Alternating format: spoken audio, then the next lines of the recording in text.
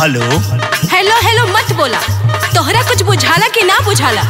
अरे हमार जान काहे बीपी हाई करे लगलू बतावा। गेहूं कटला बिना झोरता। अच्छा। तू परदेश में मजा लेत हुआ। सुना पाक गोइल सबका घरे थ्रेसर चलता। पाक गोइल गेहूं सरसों तीसी हो हर तीसी हो सैया बोला ना के मीसी।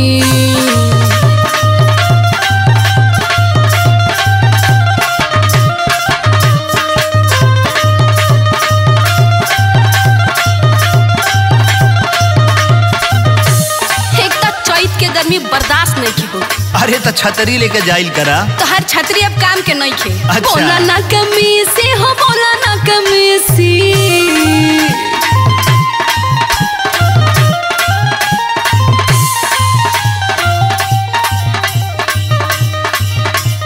बोला ना कमी से हो, बोला ना कमी से।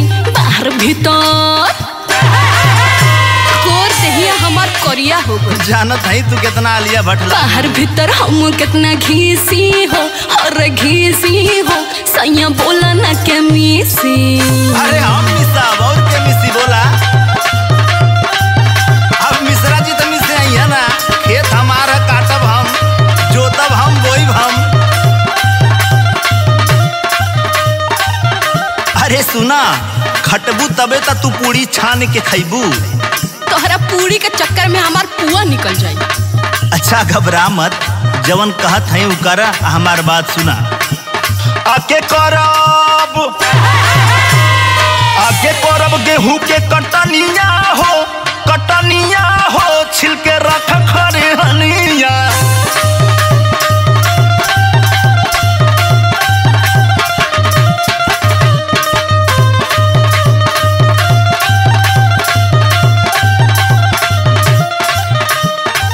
टेंशन मत ला, हम आवत है ना।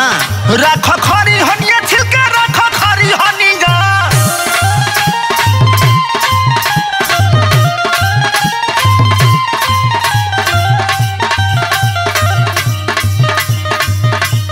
रख खरी हनिया छिलके रख खरी हनिया। एकदम चिकन कइले हो खजनी हो खोना परेशान मोरी रनिया हो। अरे रनिया हो छिलके रख खरी हनिया।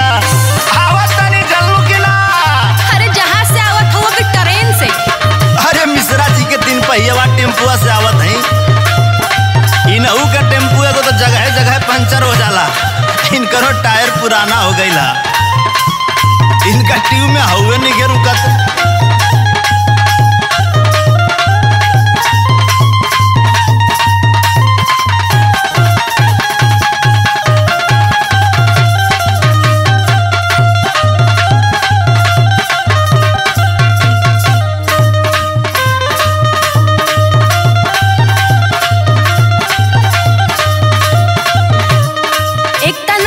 बोईबा ना टाइम से कटबा। गेहुआ ना रही तो का पैसे चटबा। बकलोल मरद ई का कहलू हो। अरे काटे दावे में से बिना हो खता जियान हो। अरे चिंता काहे करत हूँ। अपन तो चलबे करी थ्रेसर संग में पौनो पाल के थ्रेसरवा लगवा दे जल्लू की ना। और मृत्युंजय भाई और ललित जी हैया हुआ बोझवा बांधे खातिर। हाँ देखा था का करत हुआ। रहेला बहरवे घर पे नहीं खे ध्यान हो। अरे कमाई ना तो तू नया नया सड़िया झमकैबू कैसे। घर गृहस्थी के काम कैल करा, तू ना करबू तो करी के। एक तो हम नैहर के सुकुआर हई, करब नहीं। काहे हो? ससुरा में खटनी करावत हूँ। और क्या करब नहीं हमहू कुछ खीसी हो हर खीसी हो सैया बोला ना कमीसी। अरे खटनी ना करबू तो का करबू, अंडा देबू का? 4 गो बोझा काट देत हूँ तो लागत हूँ वहीं से। बतावा के करी? खेत बाड़ी धन दौलत सब तोहरे नामे न बा। और तू का समझत हो कि यहाँ हम मजा लेत हई?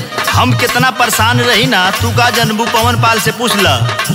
हमारो के कमावा के बड़ी बापरेसर।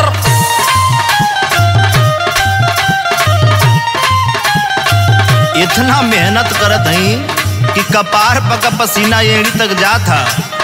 आवतानी घरे खूब चलाई रोज थ्रेसर। तोहरा थ्रेसर में अब परेशान नहीं खे।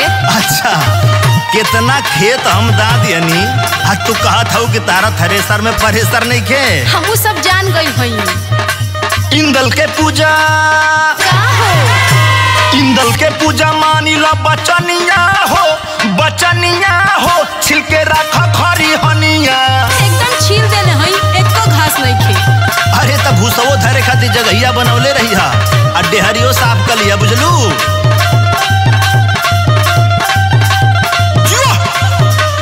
पाक गइल के सरसों तीसी हो, सैया बोला ना के मीसी। आगे गौर के